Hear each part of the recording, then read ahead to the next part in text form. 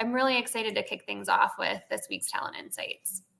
Talk to me about this single TikTok post that was the inspiration for all of Talent Insights today. Yeah, I can definitely do that. So, like I mentioned, scrolling on TikTok, came across this creator, Giovanna. Basically, she was sharing that she, as a candidate, received an incredibly detailed interview confirmation email that outlined not just like what time her interview was and the logistics and that it was on Zoom, but also the types of questions she was going to be asked, or, what she should be prepared to speak about, and even what she should wear. I mean, I don't know why this is so shocking, right? Like We're both why this like post is like, oh my God, how amazing that she received this like detailed email. But like, honestly, I feel like that is very, very rare. I agree. These days, it almost feels like companies are trying to give candidates like as little information as possible about their interviews. And like, my thing is like, why? I don't understand. Like, I don't know why companies are trying to make interviews like this mysterious thing, like trying to keep candidates on their toes. I don't get why, personally. I don't get why either. And you're so right to all the points that you made. I think companies rarely give candidates details about what to expect or what to prepare for interviews. And that's in no way truly a reflection of how the candidate would operate if they got the job, like not being prepared to answer specific things. So for example, let's say if an employee has a client presentation, right? They're going to gather information from the client. They're going to do their own research. They're going to go through preparation and like come very prepared for whatever presentation they have. So in my opinion, like companies really are just not setting people up for success in these scenarios when they vastly limit the information and don't give any details about how folks should be preparing. I agree completely. I think prior to an interview, companies should inform candidates about exactly what they'll be covering in the interview. What types of questions they're going to be asking. I think you can honestly even take it like one step further. I think we talked like a couple of weeks ago when we had Jen Salerno on the show about like interview rubrics. Like I know we help a lot of clients create like interview rubrics and scorecards. I think you can take it one step further, like share the scorecard. Like, hello, candidate Ryan. We are very clearly like, these are the things X, Y, and Z we're going to be evaluating you on. Yep. I don't get why not tell a candidate that. I don't think that there's a point in withholding that information from candidates. It almost feels like you're trying to be like sneaky or like trick them. Yeah, no, it's so true. It definitely gives off that type of vibe. And it doesn't really make sense, right? Because as a company interviewing a candidate, you want to know all of this information ahead of time to even decide if you'd like to chat further with that person and peel back the layers. So why aren't we also taking that approach as a potential employer and giving people that information? But, I think it's also important to think about why you want to give candidates this information ahead of their interview. Yeah. Number one, it's a great candidate experience. We talk often, and we could probably go back years to this particular show and talk about, why candidate experience through the interview process is important. But I think, automatically folks are going to feel really excited about a company when they, operate in this era of transparency and lead with this type of information willingly. I think it also allows folks to get a sense of company culture and just understanding, the company values in a different way and earlier on. And I think, like we mentioned, if you're upfront with values and for what you're looking for in a candidate, or, even sharing what the dress code is and what interviewers are going to be wearing, I think people can more easily get the vibe of what your company culture is like from taking those steps as a potential employer.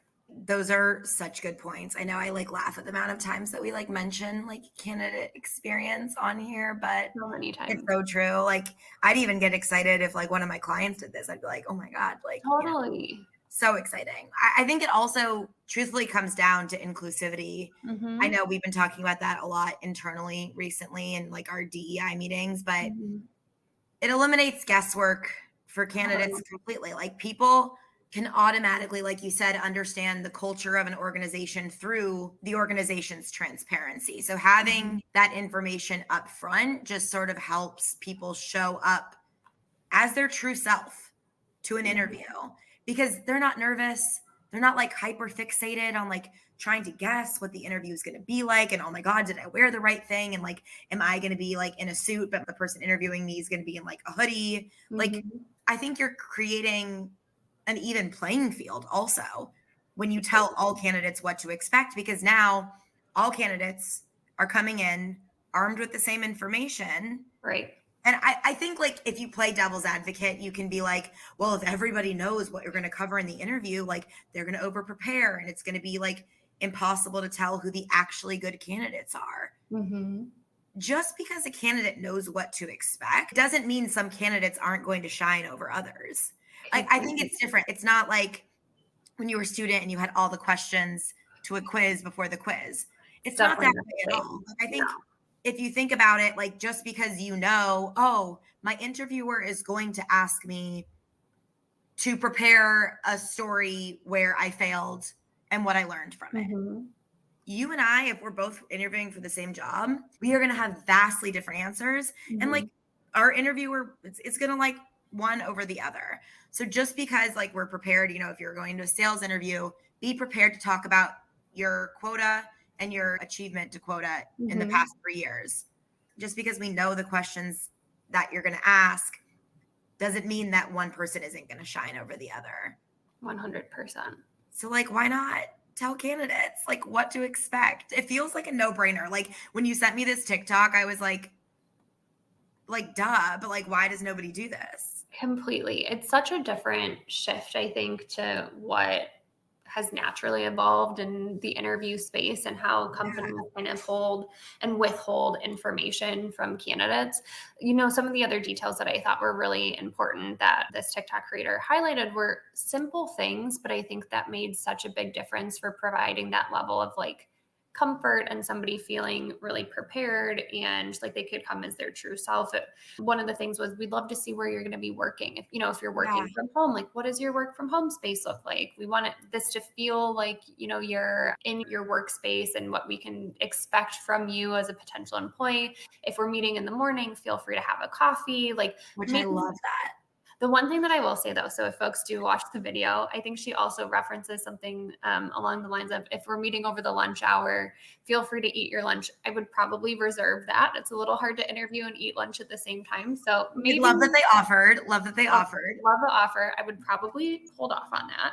But I think just like referencing, those types of things where you get to feel like you're more a part of the organization already, you're taking the guesswork out of it. So you can take that extra time to prepare and think about, okay, they're going to ask me these questions. Here are the really great examples that I know I can share that's really going to highlight my experience versus, oh my gosh, like I tried to prepare and think of examples over the last 10 years of my career. I have no idea what they're going to ask and which one I need to pull. So I might not be using the best one to reference my experience because you're on the spot. So I just really appreciated the take that this video provided and the approach that this company is taking. I can guarantee that folks, even if they didn't land the position, that interviewed with this organization left and had a really, really great candidate experience.